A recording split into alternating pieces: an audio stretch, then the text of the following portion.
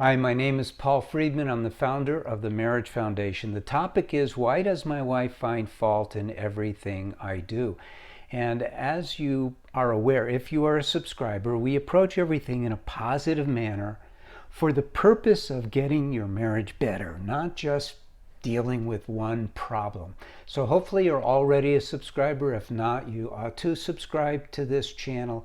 It'll really change your life. Just look at some of the comments. Now, dealing with this, I can tell you why, but really what you're looking for is, what do I do? So the reason why is easy. She's mad at you. Because think about it. If you're mad at somebody, that would be one way of your letting them know, and it's a subconscious reaction that you are critical of them because they're critical of you. And our minds are not controlled by us. This is one of the most interesting things that we know but we don't know. And when we know it, we don't know what to do with this information. So what it is this. Our mind is like a computer that we have. Who are we? We are souls. This is not a religious discussion, but we're souls. We have a mind. We're not the mind. So because of this misconception, this bottom line misconception, where people who, and I'm not talking about atheists or agnostics or anything, I'm talking about most people who believe in God and believe in souls, believe we have a soul. But that's erroneous.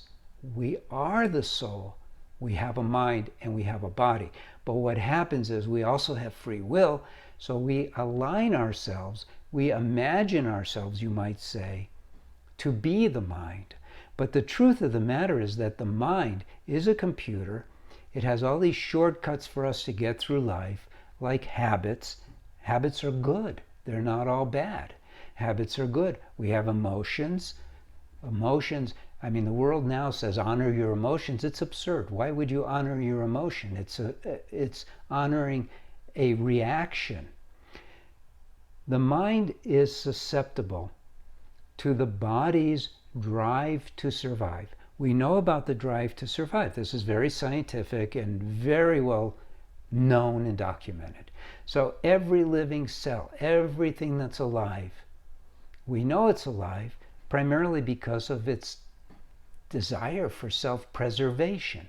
So this drive to survive is going on in the trillions of cells of the body. Collectively, they're pinging the mind all the time. And we as souls are just sitting by, not even recognizing what's going on. And so what happens is our minds become reactive based on the drive to survive. And it uses the imagination. We're supposed to use the imagination to create improvements and things that are better in our lives.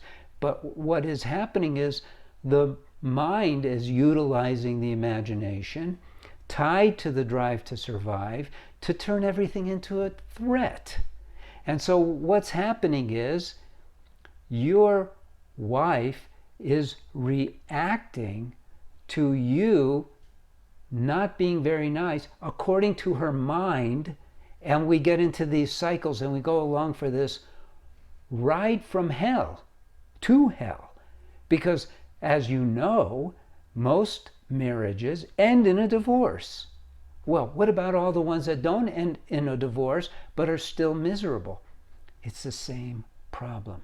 We don't learn how to be married. We don't learn the rules of the road of marriage. We don't even think about it. We just get married.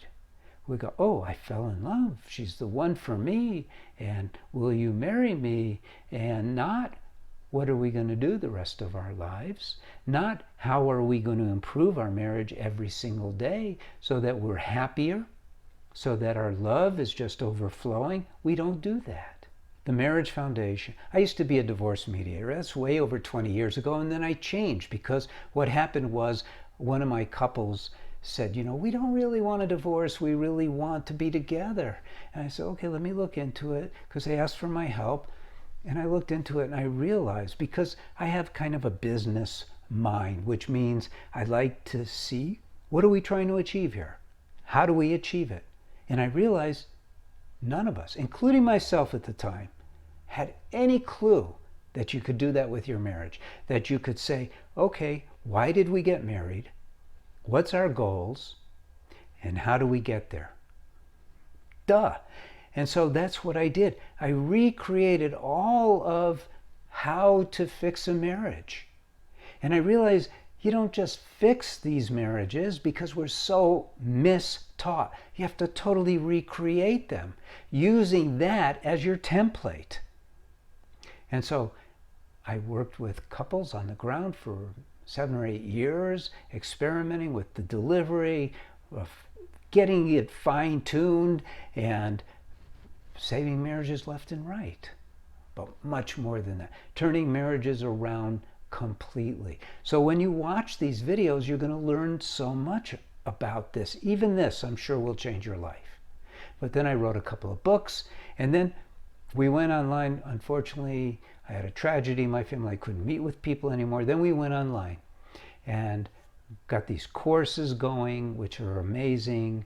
But unless your marriage is really in trouble, you probably don't need the course. Just get one of the books, or just watch these videos or read the articles. But you got to get in tune with what marriage is really all about. So what do? Well, you don't take it personally. For starters, you recognize that your wife's mind is controlling her, and you're not going to let your mind control you and end up in this vicious cycle, because that's where you are now. And your focus now is on all the things you're not getting. But what are you contributing to your marriage? What are you doing? Because you alone have tremendous power in your marriage. You can totally change everything. Everything. And that's always my recommendation. Now we're starting to put together, for those of you who have been following me and you totally get it and you go, whoa, this stuff is awesome, and it is, we're starting to enroll people to learn how to be TMF marriage counselors. For those who are, there's many of you who are psychologists right now, many of you just are clergy and you're helping people in your congregation, many of you are relationship coaches. Whatever you're doing out there, come on board. Come on board. It's not expensive because you're pre-signing, because I haven't created the course yet. I'm just putting it together, so you're going to get a big discount. But let's go back to you. Turn your marriage into what it's meant to be. A container of joy and love, because that's what it's meant to be. Thank you for being with me. Again, I'm Paul Friedman. I'm the founder of the Marriage Foundation. God bless you, and take care. We'll see you again, I hope.